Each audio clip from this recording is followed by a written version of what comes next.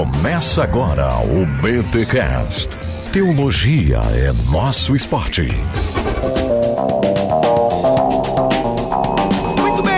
Muito bem, começa mais um BTcast de número 372. Eu sou Rodrigo Bibo e o assunto hoje é sobre liturgia. E eu... Essa foi boa, olha, muito boa. Olha aí, eu aprendi com o Pedro Dutti, cara. E eu sou o Cacau Marques e hoje nós vamos falar com o único cara desse país que eu chamo de profeta. Eita, nós, gente, olha só, Antônio Carlos Costa está aqui no BTcast e depois de tentarmos, conseguimos, e a gente bateu um papo com o Antônio Carlos Costa. Gente, não deu pra perguntar tudo o que vocês queriam, mas foi legal, cavocamos um pouquinho da vida pessoal dele, que ocupou a maior parte do episódio. Fizemos algumas perguntas polêmicas, senhor Cacau? Fizemos, mas a melhor foi a primeira. Ô, tu fala isso, o cara só vai ouvir Altas revelações. Altas revelações. Mas, gente, o papo tá legal também. Não ouve só a primeira e tá abandona o podcast, né? Não, brincadeira. A melhor não foi a primeira, não. É só porque foi muito legal também. A melhor foi a última.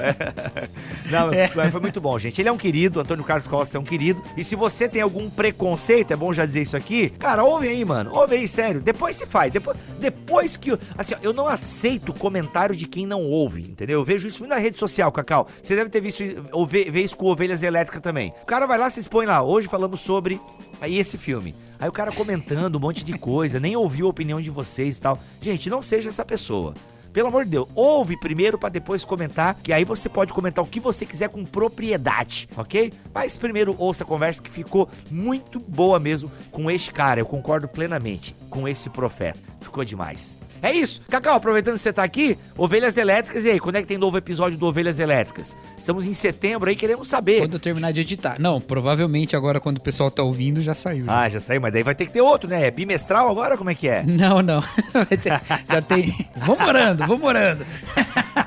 Muito bom, a galera cobra, mano. Vocês criaram uma galera aí que curte o trabalho de vocês. Bora, vamos se mexer aí. Show. Ó, tô cobrando aqui publicamente agora, hein? Ó, publicamente, o pessoal vê que eu peço pra vocês gravarem, né? Mas as agendas, o pessoal tem que... Vocês já explicaram isso várias vezes no Ovelhas Elétricas, né? Mas é isso, gente. Cacau, Erlan, Marcelo Nakassi, Ovelhas Elétricas, cultura pop aqui em Bibotalk. É isso, e reflexões com a fé cristã, muito bom. Mas vamos para os recados paroquiais que Antônio Carlos Costa quer falar.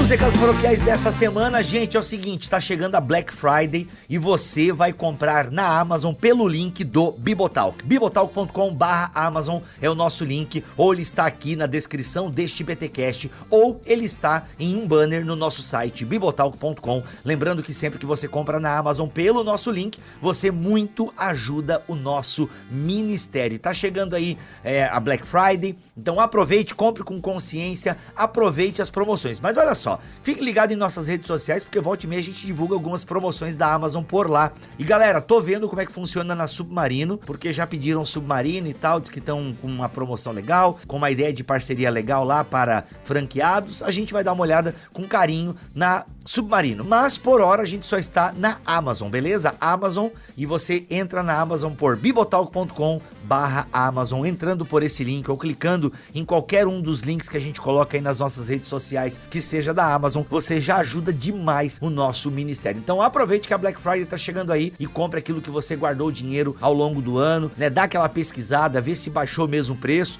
né? Se não tá rolando uma Black Fraud, então dá aquela pesquisada. A Amazon, eu vou dizer pra vocês, gente, ela já faz muita promoção ao longo do ano. Às vezes eu sou bem franco aqui, bem honesto, a Amazon também não me paga pra ficar falando bem dela, né? Mas a Amazon faz tanta promoção e baixa tantos preços que às vezes o pessoal fala, pô, não senti muita diferença. Então, não sentiu porque a Amazon já faz muitas promoções. Então, algumas dicas que eu dou pra vocês. Por exemplo, se o Kindle estiver, qualquer Kindle de qualquer geração, se ele estiver assim, 100%, 100 reais, 100%, a Kindle agora, a Amazon agora virou o Papai Noel, né? 100 reais de desconto, já é o máximo que a Amazon dá em qualquer período do ano, 100 reais de desconto nos devices Kindle ou Echo Dot, essas coisas todas dele lá. Livro, acima de 40% já é o desconto que a Amazon dá, às vezes alguns livros ela chega a dar 60% de desconto. Então essas são as margens mais ou menos de como a Amazon trabalha dentro dos produtos que geralmente eu divulgo aqui pra galera, beleza? Chegando a Black Friday, compre na Amazon pelo link do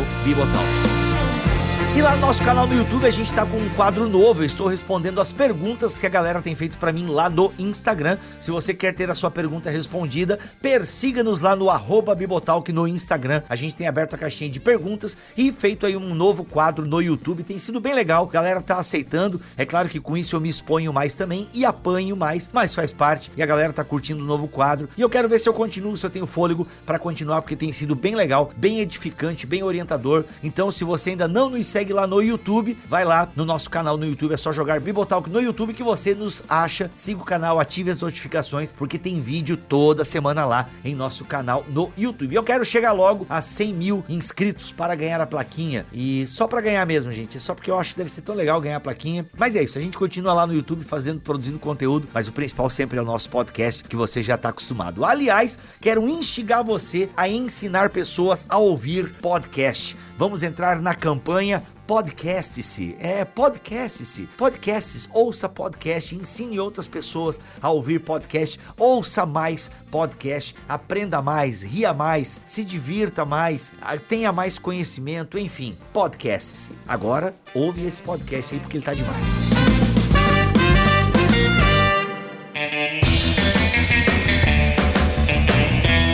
Olha só, depois de muito tentarmos, insistirmos, muitas DMs, muitas mensagens, encontros presenciais, olha gente, eu corri atrás desse homem, e ele está aqui agora para testificar da verdade, porque vocês ficam pedindo, ai, cadê o Antônio Carlos Costa? Cadê o Antônio Carlos Costa? Tá aqui agora, dá oi para esse pessoal, pastor, por gentileza.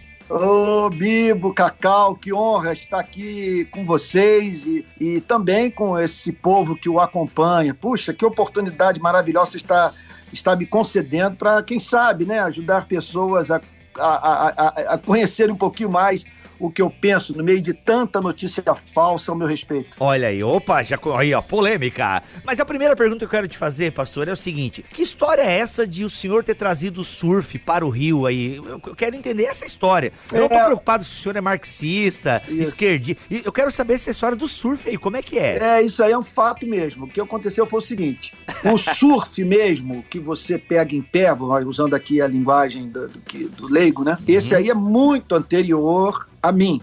Então, alguma coisa que começa até onde eu saiba antes do meu nascimento, ok? E aí, então, ele ganha corpo nos anos 60, nos anos 70 ele é tornado bastante popular no Brasil, ok?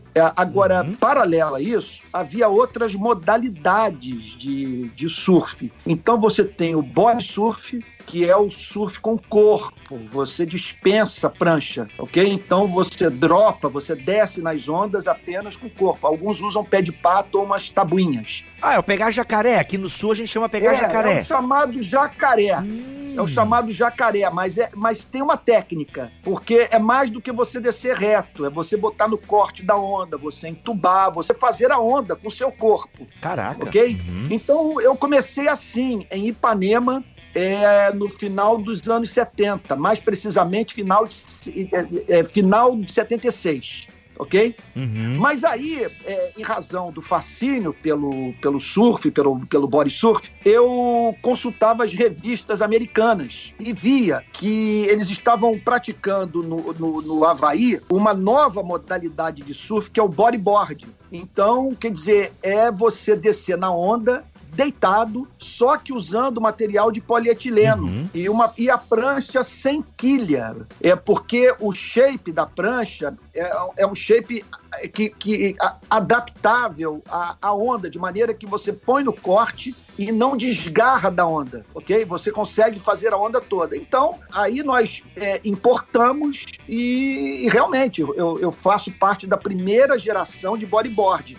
Houve um rapaz, um surfista que começou no Rio e nós começamos em Niterói. Naquela época eu já tinha mudado para Niterói e aí então houve dois focos, um no Rio e outro em Niterói. E o primeiro campeonato de bodyboard foi realizado em Piratininga, em Niterói. Então, eu peguei aquela fase que a gente entrava no mar, remava para o pico para pegar as ondas, e as pessoas ficavam olhando para querer saber o que era aquilo, que é algo completamente diferente de prancha de isopor, porque possibilita você fazer manobra, descer onda grande, sabe? Uhum. E aí, então, eu comecei esse esporte no Brasil, de fato, e as primeiras pranchas eu surfei com todas elas, e até pouco tempo atrás eu fiz uma viagem para Costa Rica, vendi um carro e paguei a minha passagem, a passagem dos meus filhos, e nós fomos surfar na Costa Rica. Então eu tenho um verdadeiro fascínio por esse esporte, foi o esporte que me afastou do futebol, porque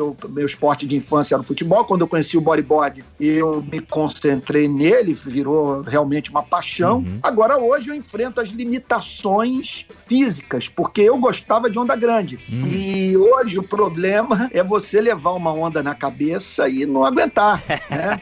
Hoje você vai nas ondas que a tua filha pega, então, né? Pois é. Não, essa que é desgraça. Eu não gosto de onda pequena. Eu funciono bem em onda grande, que me dá prazer. Mas o problema não é nem descer a onda grande, o problema é eu ficar no meio do caminho. Por exemplo, eu desci a onda, botei no corte, caí da prancha. Aí vem aquela série toda de onda na sua cabeça. Então, muitas vezes você toma uma, toma duas, toma três. E eu espero em Deus não ser arrebatado para a eternidade, pelo menos por enquanto, né? Eu gostaria de ainda ter um tempinho para viver, para pregar o evangelho. Mas eu tô vendo aí, eu tenho ainda o sonho de quem sabe encerrar a carreira num daqueles mares, sabe, que eu sempre sonhei, que eu nunca caí. Mas é um esporte fascinante, eu amo muito. Muito bom, muito legal. Você ouvinte do BTcast, acabou de descobrir que sem Antônio Carlos Costa não haveria Glenda Kozlovski, né? Que antes de ser repórter foi campeã de bodyboard. A Glenda, isso mesmo, Cacau, a Glenda vem depois. O Brasil fez grandes bodyboard. Nós temos o Tâmega, é um craque, é o Medina do bodyboard brasileiro. E no mundo, o Mike Stewart, que é um americano radicado no Havaí, que é o Pelé, que é o do bodyboard, né? Olha aí. Então, depois dá um Google, vai no YouTube e tal, pra você ver o que esses camaradas fazem com essa prancha. É muito bonito. Olha aí, eu só no jacarezinho. Muito bom.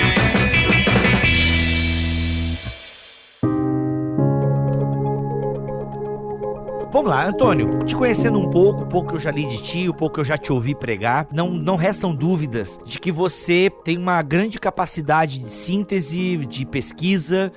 Já me disseram, e pelas pregações eu já pude sentir, que você é um dos maiores especialistas em Martin Lloyd Jones, Jonathan Edwards do Brasil, que você conhece muito a obra desses homens, e você realmente os cita bastante. E você tem essa competência, né, intelectual inegável. Basta ver, você realmente lê aquilo que está na sua biblioteca. Não sei se já leu tudo, né, porque é uma biblioteca bem grande que você tem na sua casa, mas você realmente tem uma biblioteca grande e você constantemente posta suas leituras e tal. Mas as pessoas não conhecem o Antônio Carlos Costa tanto pela sua capacidade intelectual, como um grande acadêmico no Brasil. Não, conhecemos Antônio Carlos Costa como o homem militante, o homem da justiça social, aquele que está, sob fogo cruzado em favela. Isso. Como que acontece isso, Antônio? Eu queria conhecer um pouquinho da tua jornada, da tua carreira, porque você é um pastor presbiteriano, então você teve que estudar, teve que fazer todas as carreiras propostas de um seminarista e tal. Isso. Eu queria entender um pouco mais quando é que tem essa convulsão aí, para usar o título de um livro seu, né? Como é que dá esse start aí? Ok, carreira acadêmica é fascinante, eu amo, mas não, eu quero entregar cesta básica aqui no Jacarezinho, no Mandela e por aí vai. Olha, nunca ninguém me fez essa pergunta. Eu fico muito contente de poder respondê-la, porque para dar uma resposta precisa para a excelente questão que você me apresentou, eu terei que falar sobre duas fases da minha vida, que correspondem a dois períodos distintos da minha relação com o cristianismo. Então, até os 20 anos, eu vivi, quer dizer, assim, a mínima compreensão do significado do evangelho. Eu nasci numa família, quer dizer, não cristã, né? E 20 anos eu posso dizer que eu era, eu não vou dizer um analfabeto funcional, mas um iletrado, porque é aquilo que eu acabei de falar, eu me dedicava ao surf, minha vida era muito focada nisso, né? no surf e nos meus amores, né? No fascínio pelo sexo feminino. Então, me dedicava basicamente a isso. Essa foi boa, pra dizer que não era galinha, não, era o meu fascínio, os meus amores.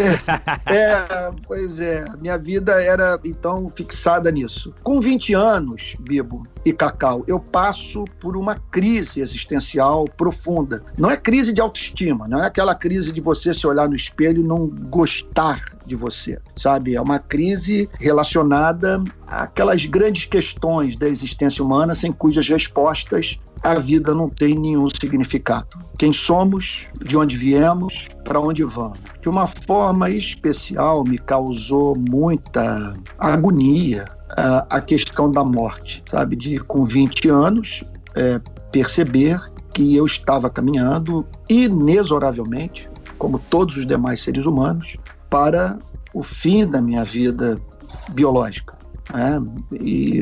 Então, que cedo ou tarde chegaria o dia em que eu teria que me despedir de tudo e de todos os que eu amo. Então, o que ocorreu? Eu me desesperei por Cristo, porque ficou muito evidente naquela época para mim, e hoje é mais forte do que naquela época eu pude compreender, que a resposta estava em Cristo. Por que a resposta estava em Cristo? Porque, primeiro, eu precisava de um cobertor suficientemente grande para me proteger do frio existencial que eu sentia. E sem Cristo o cobertor é curto. Por que sem Cristo o cobertor é curto? Porque eu preciso de um ser infinito, pessoal, e que me ame, a fim de que eu não enlouqueça. Porque eu quero ser feliz, sabe? Isso aí é um movimento de alma ineradicável, faz parte da imagem e semelhança de Deus, da qual nós somos portadores, e o cristianismo não tem a mínima intenção de eliminar esse anelo.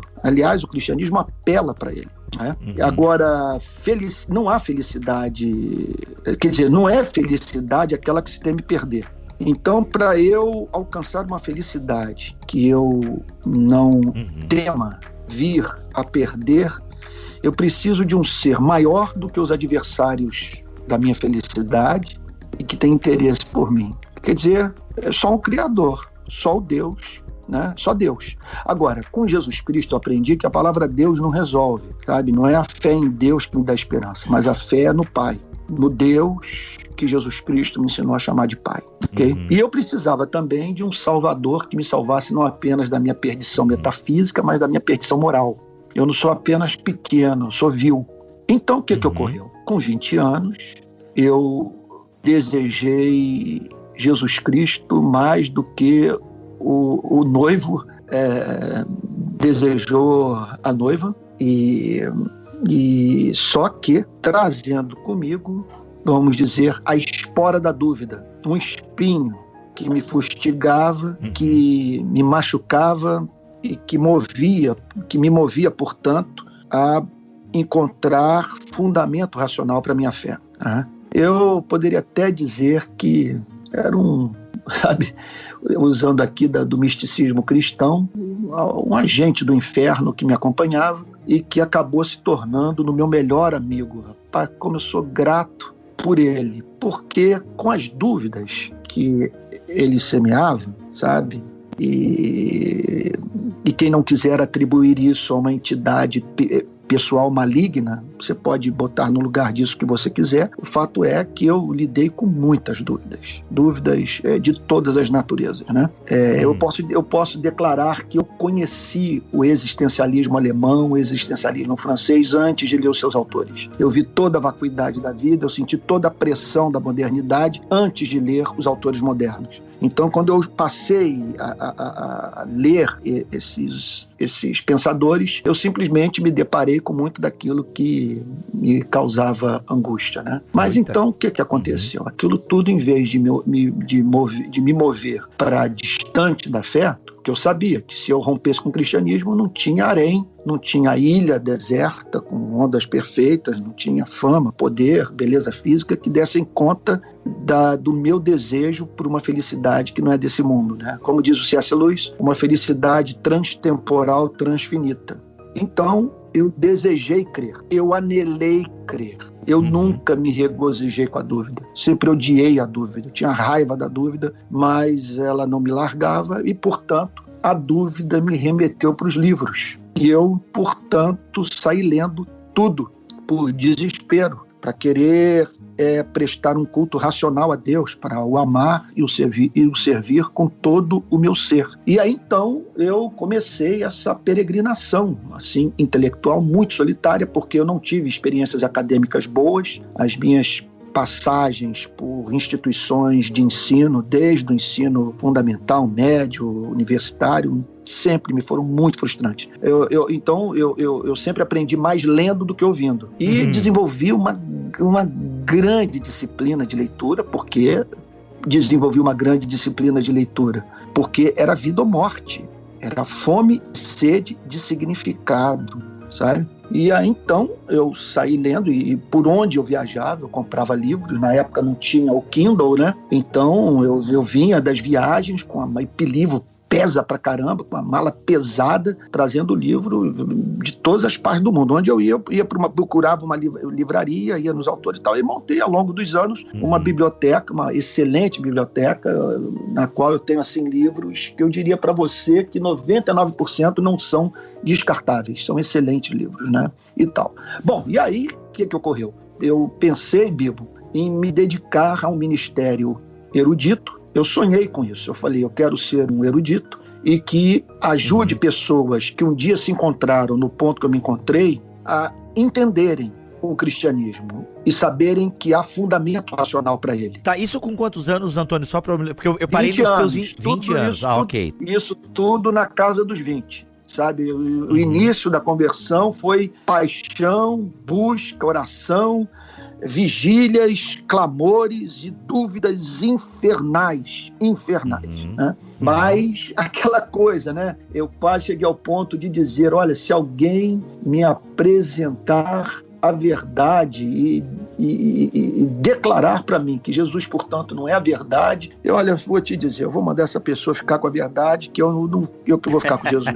Então, eu queria crer. Até hoje, pregar me causa taquicardia, me faz perder o fôlego, porque o fascínio por Cristo é crescente. Então, assim eu fui, mergulhado nos estudos, fiz um acordo com a minha igreja, eu plantei a igreja, então tive esse privilégio de separar as manhãs para ler. Então, nunca trabalhei de manhã, praticamente. Então, se acordo muito cedo e vou até meio-dia, 1h da tarde, lendo e orando, né? E assim, sabe, nos últimos anos. Até que veio o desejo de eu sair do Brasil e fazer um doutorado. E pensei em fazer um doutorado sobre Jonathan Edwards, o conceito de beleza em Jonathan Edwards, numa faculdade francesa, em Aix-en-Provence, no sul da França. O meu projeto foi aceito, eu ia fazer a pesquisa em Yale. Em 2006, portanto, eu me encontro na Faculté Jean Calvin, preparado para começar a redação da minha tese de doutorado, quando o tráfico muda o curso da minha vida. Né? Porque o contato com o cristianismo, o contato com a fé reformada, com a pessoa de Cristo e, consequentemente, com os cristãos, semeou em meu coração, sabe? Assim, o interesse pelos seres humanos. Né? A nossa antropologia não é fácil de você conviver com ela. O cristianismo diz que o homem foi criado em imagem e semelhança de Deus. Isso é muito sério. Muito sério, uma obra-prima, né? Não há nada, como diz Calvino, se você quer conhecer a Deus, conheça o homem. Não há nada nesse planeta que mais revele o ser de Deus, que mais contenha dos atributos de Deus do que os seres humanos, né? Então, esse ser não pode ser explorado, pode ser ignorado, tratado com indiferença, sabe? Não pode ter os seus direitos desrespeitados e, portanto, o que ocorreu? O contato com essa teologia, né? Criou esse autoconceito sobre o ser humano e num cenário de barbárie no nosso país, né? E aí nós já estamos no século XXI, então eu lendo jornais e tomando conhecimento das chacinas que ocorriam no Rio de Janeiro e tal, as mortes, dramas de consciência terríveis, porque eu julgava que alguém tinha que fazer alguma coisa e que não era possível uma pessoa portadora das informações que eu tinha sobre a vida, sobre o homem, sobre Deus, assistir com indiferença a esse massacre. Até que houve a gota d'água. No dia 28 de dezembro de 2006, 19 pessoas foram mortas no Rio de Janeiro numa ação orquestrada em Bangu, e sendo que 8 foram queimadas vivas num ônibus que cruzava o Rio de Janeiro vindo do Espírito Santo se dirigindo para São Paulo. Tá me ouvindo? Sim, não, eu tô aqui pasmo. Isso. Até o Cacau então tá bom. aqui. Acabei de mandar uma mensagem pro WhatsApp do Cacau. Cacau, você tá aí, né, Cacau? Tô atento aqui. Eu coloco no mudo pra não vazar o som só. Isso, estamos aqui, tá. professor. Siga firme. Então, o que aconteceu? Ali eu falei o seguinte, cara, eu vou pra rua. Aí eu pensei em encher um caminhão de pneu, sabe, descarregar na Avenida Rio Branco e meter fogo. Eita. Mas eu pensei assim, isso não vai glorificar Deus, porque eu vou estar construindo com uma das mãos e destruindo com outra. Eu quero lutar, mas eu quero semear uma cultura de luta pelos direitos humanos pacífica.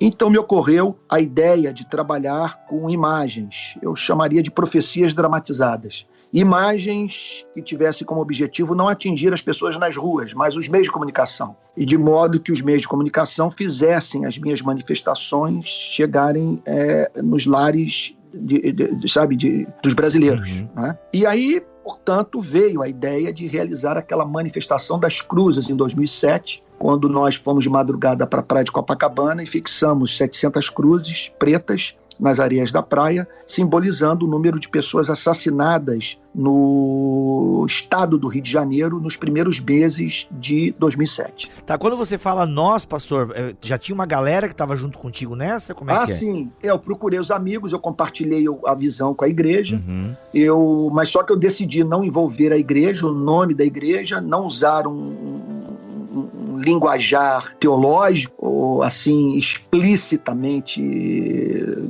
vamos dizer, cristão. Eu queria usar a linguagem de todos, porque eu entendia que se eu agisse assim, eu teria a acolhida dos meios de comunicação e conseguiria, portanto, amplificar a voz, alcançar milhões e criar um baita do constrangimento para o poder público, né? De botar as iniquidades, a incompetência, o abuso de autoridade praticado pelo próprio Estado, nas primeiras páginas dos jornais. Então, naquele dia, quando veio a manhã, quando o sol nasceu, era a imprensa toda ali presente, e as agências internacionais de notícia e tal, e naquele dia a nossa manifestação foi a abertura do Jornal Nacional, ganhou o noticiário do país, foi para o mundo inteiro, e assim nasceu o Rio de Paz. E desde então, os meios de comunicação me acompanham, sabe? Mas é impressionante, o que a gente diz que vai fazer tem a cobertura de todos eles. A última manifestação nossa, realizada há 40 dias, foi a de maior impacto da nossa história, provavelmente. Foi para o planeta. Eu posso dizer que a maioria dos países tomou conhecimento daquela ação em que nós cavamos aquelas covas na praia de Copacabana, né? E tal. Bom, aí, quer dizer, eu passei a ser visto como militante de direitos humanos, focado em segurança pública, e o que demandou que eu mudasse o foco da minha investigação intelectual. Então, de parar um pouco com a teologia e me dedicar à sociologia, à ciência política, um pouco à antropologia, ao tema da segurança pública e sair lendo tudo. Mas não apenas isso. Fui para as universidades para conversar com os pesquisadores, para ouvi-los, e passei também a me envolver com o mundo das forças policiais, né? Então, em contato com policiais civis, policiais militares, policiais rodoviários, e policiais federais, e a imprensa também, né? Nesse processo acabou que eu me tornei jornalista, que era um sonho antigo, e pronto. Mas faltava algo essencial, que era a experiência de campo na favela, que é onde ocorrem 80% das mortes, dos assassinatos no Rio de Janeiro. E aí, então, eu fui parar nas favelas. Uma ação do BOPE, o BOPE matou um garoto numa favela chamada Mandela, e eu fui para lá fazer um protesto contra aquela morte, né? E ali, então, entrei no mundo das favelas, quando os moradores e tal, e quem mandava ali no pedaço, viu um cidadão de classe média indo para dentro de uma favela, ali era a faixa de Gaza, terror da polícia do Rio de Janeiro, indo para lá para lutar pelo pobre, fazendo uma manifestação contra a tropa de elite da polícia militar, né? Aí então eles falaram, olha, você pode entrar e sair daqui a hora que você quiser, ninguém toque em você, nunca mais sair de lá. E aí então eu fiz esse curso de sociologia, vamos assim dizer, quer dizer, ali, né, no mundo das favelas, eu não troco as lições que eu aprendi ali por nenhuma formação acadêmica, seja na Harvard, sabe, Cambridge, Oxford, não troco, porque o que eu vi ali você aprende de uma forma muito mais profunda do que é capaz de aprender lendo os livros. Então, o que aconteceu aí, portanto, eu me tornei um militante. Ao ver aquela desgraça toda, crianças morrendo por bala perdida, pessoas sem ter o que comer dentro de casa, violência policial, policiais morrendo, aí eu falei, não tem como crer no que eu creio, sabe, e se manter alheio a tudo isso. Então, eu vou me dedicar a essa causa e acreditando também que essa causa vai criar uma plataforma para eu revelar ao mundo a beleza de Cristo e atrair as pessoas para Jesus Cristo. E eu até hoje estou convencido nisso. E aí nunca, desde então, quer dizer, eu passei a alcançar milhares de pessoas. Então, o que ocorreu comigo, Bibo? E aqui eu termino minha resposta. O que ocorreu? Por que eu sou mais conhecido como militante do que como, vamos dizer, um teólogo? Porque a minha ascensão, eu me torno, né, uma pessoa pública em razão das manifestações, sabe? Elas abriram portas para mim no Brasil e no mundo e em todos os setores da sociedade, tanto secular quanto o chamado religioso, né? E aí essa imagem ficou muito forte, mas está longe ela de traduzir tudo que eu sou. Porque, antes de tudo, eu sou um pregador da palavra de Deus. Não há paixão maior na minha vida do que essa, porque, para mim, porque é aquilo, né? É muito evidente que, se a utopia se tornar realidade, se nós passarmos um dia a viver de fato numa sociedade justa, fraterna, igualitária, sabe? Quer dizer, as pessoas vão ter tempo para pensar. E pensar sem Cristo é desesperador, sabe? Então, nem só de boa política viverá o homem, né? Sem transcendência, a vida não tem sentido. Então, nós corremos o risco de oferecer às pessoas as melhores condições de vida, e isso é maravilhoso, que as remeterão para um tempo para pensar, que hoje a maioria gasta do seu tempo para lutar pela sobrevivência. Mas se elas tiverem essa folga, puderem, sabe, encontrar tempo para respirar, e assim, como diz Sócrates, na vida não examinada não é digna de ser vivida, se essas pessoas pararem para examinar a vida sem a luz do Evangelho, meu amigo, é o fim. Inclusive, pastor, eu queria perguntar sobre o outro caminho, né? Porque a ideia da pergunta do Bibo é dessa, de como você chegou até lá, né? Com o título aí do podcast, Do Púlpito para a Favela, né? Mas nesse movimento de ir até essa ação pela justiça e essa manifestação do valor da vida humana, ficou muito evidente na sua fala como os fundamentos desse incômodo e da própria ação são fundamentos surgidos da própria doutrina cristã, né? Isso que te move, que te moveu. E o outro lado, como essa sua ação influencia a sua pregação? Olha, Cacau, eu fico feliz também com essa pergunta. Perguntas maravilhosas vocês estão fazendo. Tem que gravar mais com a gente, mano. Tem que gravar mais com a gente. Vamos fazer mais. Fala a gente, irmão. Vamos fazer mais. Pode fazer, gente. Vamos marcar outras. Olha só, Bibo e Cacau, o que aconteceu é o seguinte, o meu contato com a favela, com o sistema prisional, com o mundo das polícias, com a imprensa, com os movimentos sociais, foi um mergulho no Rio Underground, na verdade, né? Eu conheci um Rio que o carioca não conhece. Eu entrei tarde na militância. É com vergonha que eu digo que houve a chacina de Vigário Geral, eu não falei nada, eu não protestei. A de Queimados também, eu ignorei. O massacre da Candelária também, não houve manifestação pública minha de repúdio àquele crime inominável. Então, eu começo a militância com 45 anos. Então, por um lado, isso foi bom, porque me deu uma certa sobriedade para lidar com aquele mundo novo no qual eu estava entrando. E também para dentro do qual eu pude trazer aquela bagagem, né, de teologia, que me preservou de qualquer espécie de cooptação ideológica, porque você é muito tentado, não é? Muito tentado. Então, o que ocorreu?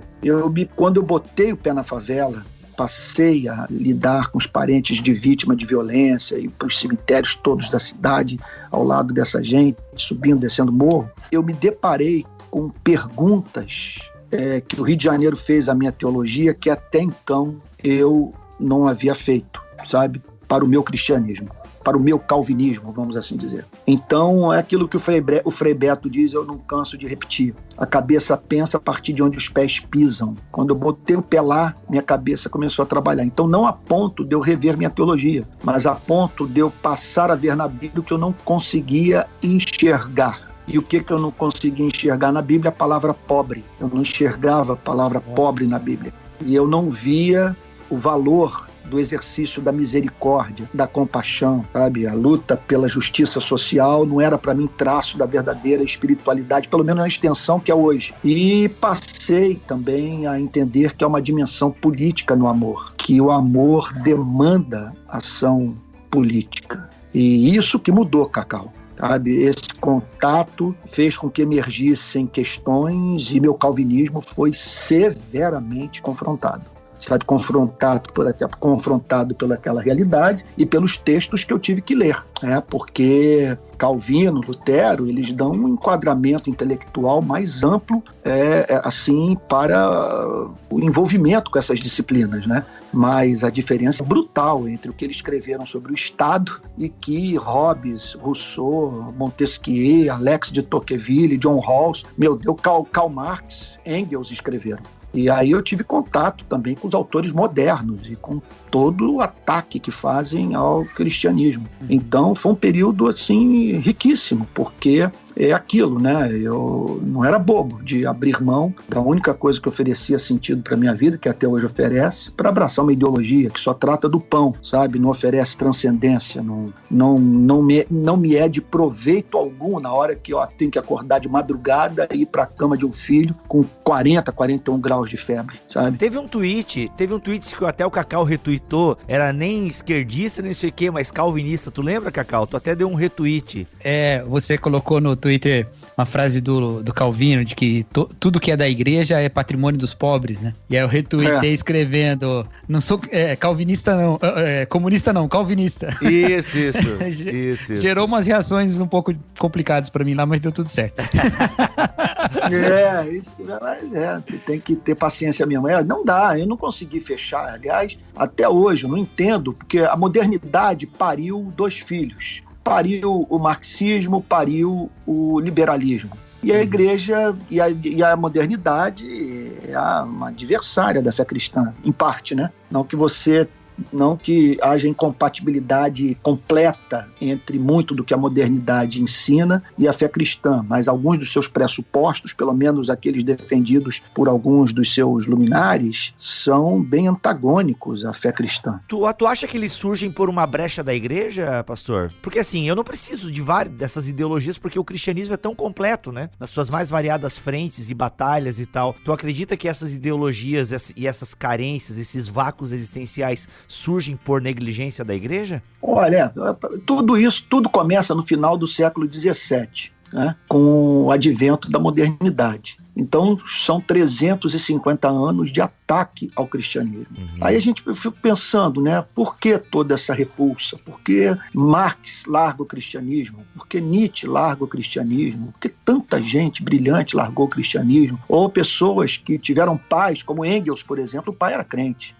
Os pais de Marx também frequentavam a igreja. O pai de Nietzsche era pastor. Sabe? Então, por que toda essa aversão? Né? Então, eu penso que muito se deve à exaustão experimentada por aqueles povos, às guerras religiosas, sabe, entre protestantes e católicos, a venda de indulgência, as cruzadas, a associação do poder temporal com o poder religioso, o poder secular e o poder da religião, com a Igreja Católica oferecendo suposto fundamento teológico para regimes absolutistas. Aí vem a Revolução Francesa, eles querem a cabeça do rei e a cabeça do bispo, sabe? Então houve uma exaustão, um cansaço, né? Então obscurantismo em grande parte e tal. E eu penso que nós devemos dar graças, porque há muito da graça comum nesse movimento. Porque onde que eu vejo a graça comum? Quando os homens concebem um modelo de sociedade que é o melhor concebido pela espécie humana, chamada divisão tripartite de poder legislativo, executivo, judiciário, sabe? A democracia, o golpe desferido por Locke nos regimes absolutistas, sabe? O advento da ciência moderna. Meu Deus, olha o que nós escolhemos, o que nós vivemos no século XX, sabe? Se você volta, sabe, 300 anos na história, ou até mesmo 200, 100 anos na história, você vai ver pessoas, sabe, vivendo uma espécie de vida que hoje, sabe, quer dizer, nós atribuímos, nós consideraríamos essas pessoas hoje pobres. Você viver, por exemplo, numa casa sem vaso sanitário, não tem sabão, não tem luz elétrica, sabe? Meu Deus, não tem, sabe? Meu Deus, no mundo sem penicilina, sabe? O mundo que você tinha que viver olhando para o céu e tal, para temendo geada, temendo seca.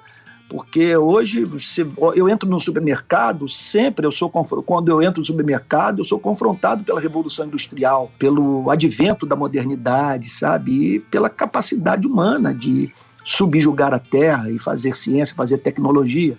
Agora, contudo, é muito poder nas mãos de seres com natureza de bode. E aí, então, você tem poluição de mares, poluição de rios, devastação de florestas, e Hiroshima e Nagasaki.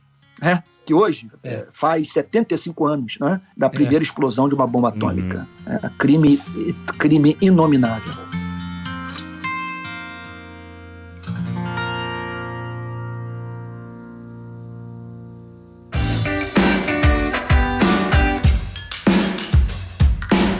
Pastor, esse período de desenvolvimento da sua ação, né? Inclusive, assim, a sua fala sobre entrar tarde, né? E como isso também é plano de Deus e tem esse benefício de você já estar bastante consolidado, né, doutrinariamente, para não ser seduzido. Isso fala muito comigo, especialmente, que tive uma trajetória também universitária por cursos de humanas antes de entrar no seminário, né? Então, eu sei a importância de figuras como você para um jovem que está lutando com essas ideologias, ao mesmo tempo que enxerga um exemplo de uma fidelidade não ingênua, né? Isso é muito especial. Mas nesse período, é exatamente o período em que o cristianismo evangélico no Brasil, que estava já numericamente muito expressivo no início do século XXI, ele se torna também politicamente muito expressivo, bem nessa época. E eu me lembro de ler um trecho de uma fala citada num livro do Paul Freston. Eu não me lembro quem foi que disse, mas o Paul Freston estava citando, em que a pessoa falava que nas favelas os pastores eram a contracultura da droga. E isso já é um livro de mais de 10 anos, essa citação anterior ainda, então, mas a gente vê agora, com toda a influência política e com toda a influência das igrejas nas comunidades e tal, como isso não resultou em menos violência, isso não resultou em menos o sonho de que a justiça fosse maior nesse aspecto e tal, e também passou todo o evangelicalismo também de classe média e não resultou mais em ação da igreja e de relevância nesse aspecto. O pastor acha que isso tem a ver com negligência da igreja só, ou é mesmo incapaz que só a igreja lide com isso? É necessário que a gente mobilize politicamente, movimente politicamente esses aspectos para lidar com a justiça? Olha, Cacau, eu acho que ambas as coisas, sabe? Por um lado, essa é uma igreja que vivencia uma espiritualidade gnóstica. Então, uma espiritualidade com sérios problemas com este século, com o corpo, sabe, que meio que menospreza essa vida, né, guardando a vida vindoura. Então tem isso, né, um modelo de espiritualidade em que você se preocupa mais com sexo, tabaco e álcool do que com a escravidão, com a exploração da mão de obra da classe trabalhadora, a opressão da mulher, o racismo, sabe? Então, isso, é claro, tem muito a ver com o tipo de teologia que está na cabeça dos pastores, né? E outra coisa também que podemos esquecer, às vezes o problema não é o tipo de teologia, é a teologia nenhuma, sabe? Porque são homens que leem muito pouco, muitos têm sérias dificuldades de interpretar a própria Bíblia. São pessoas cuja ascensão, a igreja hoje é um mecanismo extraordinário de ascensão social dessa gente pobre, que subitamente, de um invisível social dentro da favela, ele passa a ser o profeta da igreja, o pregador, né, o dirigente do louvor e tal. E só que é isso, né? É uma coisa bonita de se ver, é extraordinário. Muita gente conseguiu se livrar da miséria que se encontrava e da drogadição, até mesmo do crime, por conta dessas igrejas, a maioria das quais pentecostais, que estão espalhadas pela favela. Agora, contudo, essas mesmas pessoas não tiveram acesso àquela formação que permite a igreja amadurecer ao longo dos anos, né? Então isso é claro, são muitas vezes igrejas que pararam onde começaram. São igrejas compostas por meninos e meninas na fé e que são dirigidas por meninos e meninas na fé, sabe? Então tem isso. Agora, por outro lado, nós estamos falando de igrejas que estão lidando com 500 anos de história. São igrejas que estão lidando com um país em que a democracia, sabe, foi quer dizer, vivenciada pelo nosso povo em raríssimas ocasiões, né? A maior parte da nossa história é caracterizada pelo coronelismo, por regimes ditatoriais, né? por abuso de poder, né? Então é o país dos golpes, né? É um país muito violento, essa que é a verdade. Um país que matou número incontável de índios, um país que arrastou para sua terra aproximadamente 5 milhões, né, de negros, né, e os escravizou e os torturou. E eu tenho para mim, sinceramente, que esses 350 anos de escravidão, eles marcaram a nossa cultura, mas numa extensão que a gente não se dá conta. Porque para nós a violação de direito, a desigualdade social, a cultura da casa grande senzala faz parte da vida. Não é alguma coisa que nos perturba, sabe? Parece que ver negro morto também não nos causa comoção. Temos que ser honestos em admitir isso, sabe? Então eu penso que é ambas as coisas. Só para você ter uma ideia, Cacau, uma vez eu estava numa comunidade na qual a associação de moradores passava por uma grande transformação, porque 3 rapazes honestos estavam no comando dessa associação. Aí um dia me chamaram para conversar com eles, que eles estavam administrando uma crise, que, né, só quando eu cheguei na favela que eu pude perceber do que se tratava. Eles não estavam mais à frente da associação de moradores. E aí eu procurei saber por quê. Aí me disseram que porque o tráfico os havia tirado. E aí então eu fiz uma pergunta, mas nunca a comunidade se insurgiu contra esse despotismo, sabe? Ao que os rapazes da associação, que foram a fórceps arrancados dos postos que ocupavam, me responderam: pastor, eles têm arma. Eles têm arma. Então, como é que você vai... Às vezes, o pastor não tem como falar, sabe? Outro dia eu estava em Moçambique pregando e o pessoal querendo saber, sabendo da minha militância aqui, querendo saber como militar pelos direitos humanos, como mudar a história de Moçambique, levar a justiça do reino de Deus para aquele país tão miserável. Eu falei, olha, eu não tenho experiência de exercer a cidadania, o ministério profético, num país com os problemas que vocês enfrentam com sua democracia. Eu não sei se eu usaria dos métodos que eu uso no Brasil, sabe? Porque se você está num país da cortina de ferro, numa Hungria daquele tempo, sabe, numa Tchecoslováquia, numa Polônia, numa Iugoslávia, meu amigo, você não vai para Copacabana botar cruzes, sabe? Você vai parar lá num gulag. Você vai apanhar, quer dizer, você vai voltar para sua casa ou para sua cátedra na universidade para dizer que você errou, profundamente arrependido por tudo que fez. Que dizem que essa era a diferença do nazismo para o comunismo, né? Que no nazismo eles exterminavam, matavam, mandavam para o campo de concentração, enquanto que nos países comunistas o sujeito voltava tomado confessando a sua culpa, né? Então, tamanha lavagem a qual as pessoas eram submetidas, né? A mentira era falada de forma tão repetida que pessoas passavam a acreditar nela, né? Então, notícia falsa não é de hoje. Então é isso, né? É isso.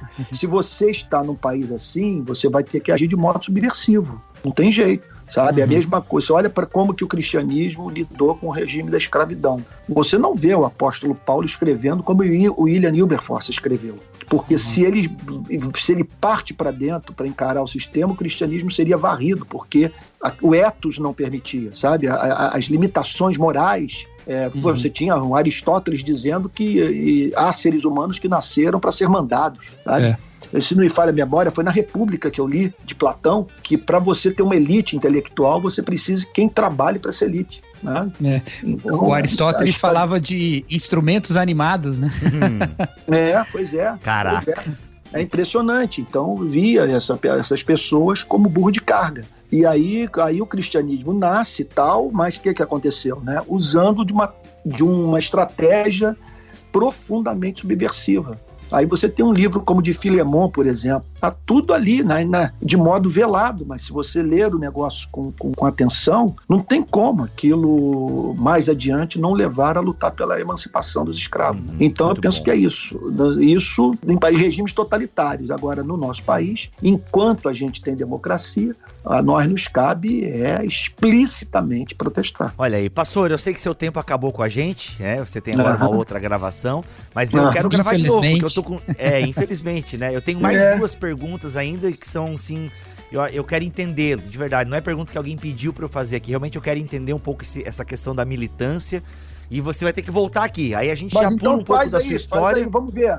Vamos lá, vamos ver se eu consigo falar com rapidez, para não perder o feeling, né? Para não perder o... Para não perder o feeling? Cara, então, a minha primeira, assim, duas perguntas. Eu vou fazer o que eu acho que talvez seja a mais fácil, apesar de ela ser extremamente difícil. Você, sempre que tem alguma tragédia envolvendo uma criança e uma bala perdida ou uma ação policial que acabou gerando, né, a fatalidade de uma criança. A última agora foi João Pedro, se não me falha a memória. Foi esse menino, né? Que você até teve na casa, tudo e tal. Isso. Uma coisa... O que você fala? Você vai lá, porque não é só, né? Você não tem como desassociar. Agora é o jornalista Antônio Carlos Costa. Eu tô aqui para noticiar para o mundo saber. Não, você também é um pastor. Você tem a sua vivência cristã. Vou usar aqui o termo cosmovisão cristã. Mas enfim, você entendeu o que eu quero dizer, né? Você tá encharcado pelo evangelho. Isso. Cara, o que você fala para um pai, para uma mãe? O que você fala para uma mãe que junta o miolo da criança e coloca, né? Tentando, achando que vai devolver o cérebro para a cabeça do filho e o filho vai reviver. Cara, onde Jesus se ajuda nessa aí? Bibo, eu faço tudo ao mesmo tempo, sabe? E procurando usar da sabedoria para não criar escândalo, né? Então, eu faço o trabalho do ativista. Eu mobilizo os moradores, os parentes da vítima, sabe? E tal, para protestar. Sabe, os coloco diante das câmeras da televisão, ajudo as emissoras a identificarem quem é bom porta-voz, que pode falar pela comunidade. Então, protesto, grito. Estão me ouvindo? Sim, estamos aqui prestando atenção. Sim. Isso. Então eu faço o trabalho do militante, né?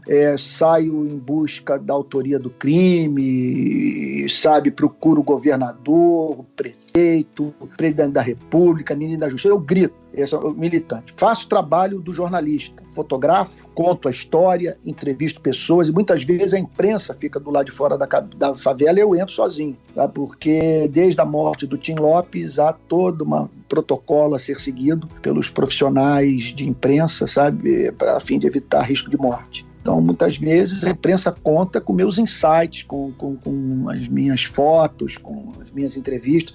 Constantemente tem imagem do meu iPhone no RJTV, às vezes no Jornal Nacional, fotos e tal, né? E longe das câmeras, eu faço o trabalho do pastor. Invariavelmente eu prego para a família e anuncio o evangelho e faço ponte com igrejas da periferia, da comunidade, enfim, não deixo passar em branco, sabe? Não deixo de anunciar o evangelho. Faço isso com policiais, faço isso sabe? Às vezes, e quando as circunstâncias permitem, até com os profissionais de imprensa, né? No tete-a-tete ali, na intimidade. A outra pergunta, gente, já que você tá dando liberdade, eu vou fazer outra pergunta. Cacau, você tem alguma outra pergunta aí? Não? Não, manda você que eu tô curioso também. Não, a minha outra pergunta é que, assim, seguinte, pastor, a minha pergunta eu não sei nem se ela vai ter sentido, mas eu não sei se eu vou conseguir passar a minha dúvida, mas me ajuda a entender, Cacau me ajuda a formular. Militância, né, o ativismo, você falou uma frase que eu fiquei pensando, né, que o dono do morro falou assim, você pode entrar aqui a hora que você quiser, e era um momento em que o BOPE fez uma parada errada e você tava lá, né, militando por aquilo. Isso. Tá, mas o dono do morro também faz coisa errada. Como é que é? Quais são os limites dessa militância? Como é que tu lida com isso? Porque onde talvez tu possa errar na dosagem? Por exemplo, assim, igual, né? Legal, você tá lá e realmente a polícia força e faz erros lá. Mas aí você, quando milita... Porque eu sei também que você fala a favor dos policiais. Tem várias manifestações do Rio da Paz contra vários policiais mortos em operação. Eu sei disso. Mas eu queria que tu explicasse um pouco assim, tá? Como é que é? Mas aí qual é o lado? Como é que é? Porque, tá, beleza, o dono do morro deixa tu entrar, mas, pô, o dono do morro faz um monte de coisa errada também, né? Como é que tu lida com... Como é que é isso, cara? Isso. Agora, eu acho que a diferença é a seguinte, Bigo. O dono do morro, ele não é o meu dono do morro, sabe? Ele tá fora da lei, sabe? Ele não é sustentado com os meus impostos. Eu não tenho um pacto com ele. Já o policial, não. O policial, ele está me representando. Ele é mantido com pagamento, com parte, né, do pagamento quer dizer, do dinheiro, dos impostos que eu pago, sabe? Então eu estou ali, eu estou com ele. E o que ele faz no meu nome.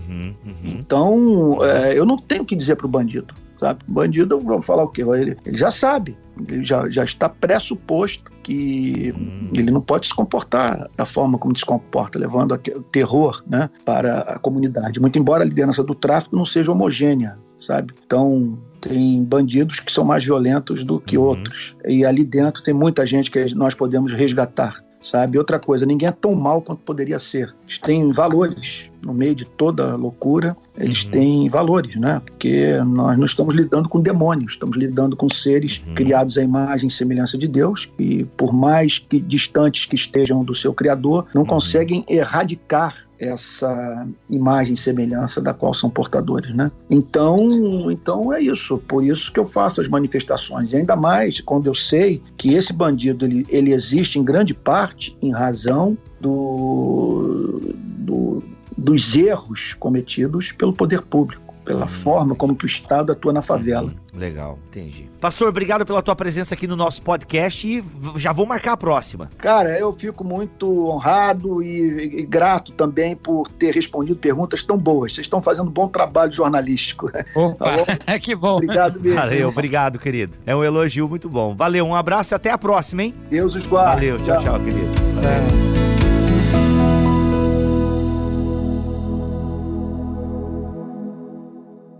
Este podcast foi editado por Tuller Bibotalk Produções.